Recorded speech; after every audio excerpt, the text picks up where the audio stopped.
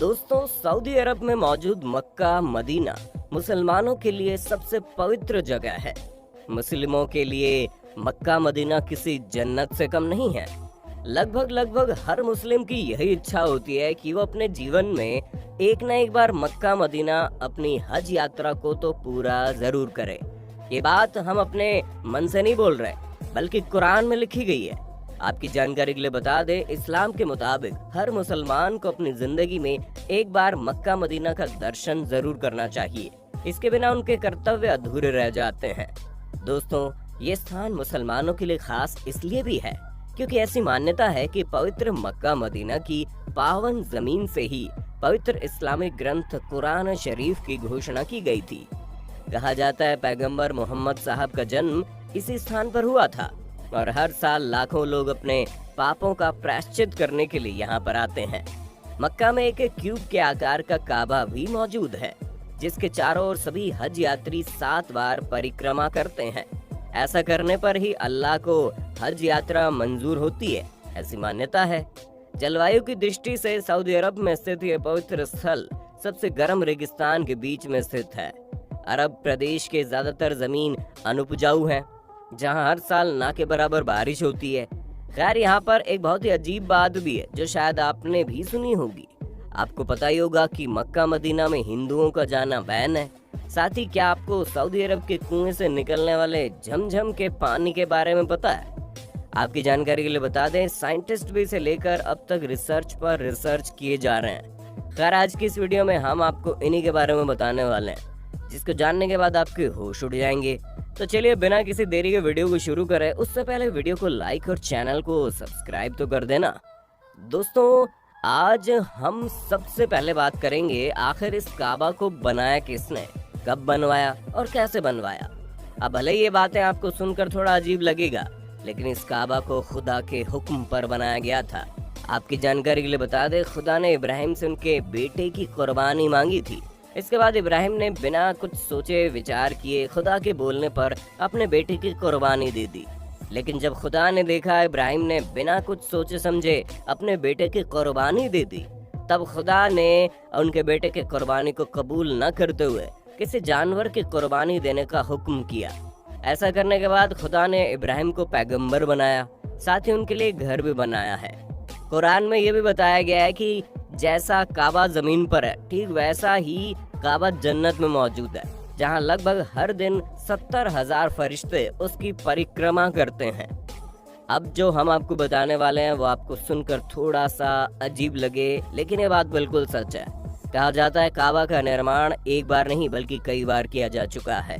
बताया जाता है काबा कभी किसी आपदा की वजह से या कभी किसी और वजह से नुकसान का शिकार हो ही जाता था, जिस वजह से बार बार इसको दोबारा बनवाना पड़ा। अभी तस्वीर में आप जो काबा देख रहे हैं, असल में ये बिल्कुल ऐसा नहीं था। बता दें, आखिरी बार 1996 में इसमें बदलाव किया गया था।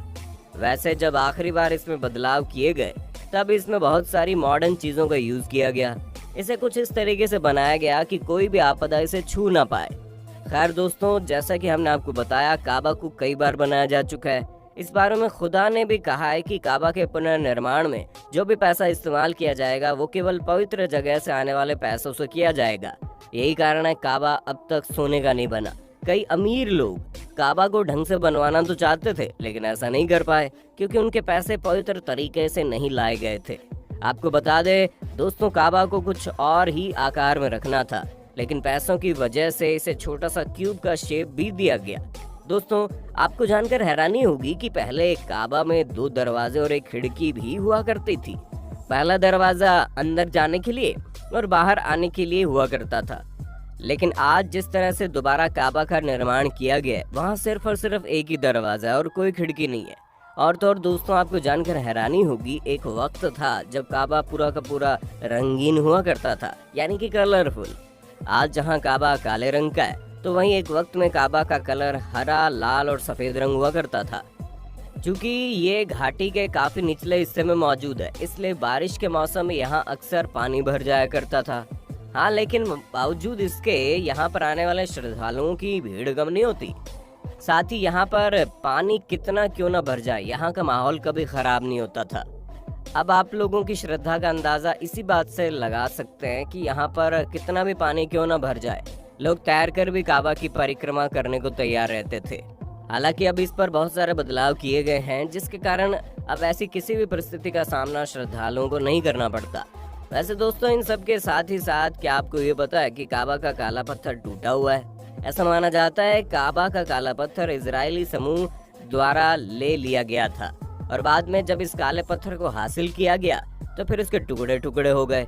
और तो और दोस्तों, अब तक भी उस काले पत्थर के बहुत सारे हिस्से नहीं मिल पाए हैं। दोस्तों, इस काबा की चाबी साहिबा परिवार के पास रहती है। उनकी अनुमति के बिना कोई भी काबा के अंदर दाखिल नहीं हो सकता, फिर चाहे वो कहीं का प्रेसिडेंट ही क्यों ना हो। काबा के अंदर किसी को भी जाने के लिए साहिबा परिवार से इजाजत लेनी ही पड़ती है। खैर, अब काबा के बाद आते हैं मक्का शहर के कुएं से निकलने वाले जमजम पानी की बात पर। सबसे ज्यादा चौंकाने वाली बात यह है कि ये कुआं दरअसल एक मरुस्थल में बना हुआ है। इस कुएं से रोजाना हजारों लोग पानी निकालते हैं। यहाँ पर हैरान करने वाली बात है कि रेगिस्तान में बने हुए इस कुएं का पानी ना तो अब तक खत्म हुआ, ना ही सूखा है। आपको भी लग रहा होगा आखिर ये कैसे हो सकता है? तो दोस्तों, इसके पीछे भी एक कहानी है।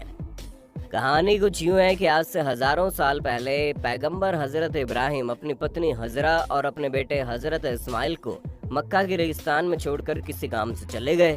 उसी दौरान पैगंबर हजरत इब्राहिम के बेटे हजरत इस्माइल को जोरों की प्यास लगी। अब चूंकि वो लोग रेगिस्तान में थे तो इसलिए दूर दूर तक पानी का एक स्रोत भी नहीं दिख रहा था। अब प्यास से परेशान होकर पैगंबर हजरत के बेटे हजरत इस्माइल प्यास की वजह से रेगिस्तान में अपनी एड़ियां रगड़ने लगे। अब तभी कुछ ऐसा चमत्कार हुआ जो आज तक लोगों को हैरान करने पर मजबूर है। हुआ कुछ ऐसा, हजरत इस्माइल जहां पर प्यास की वजह से अपनी एड़ियां रगड़ रहे थे वहां पानी निकलने लगा।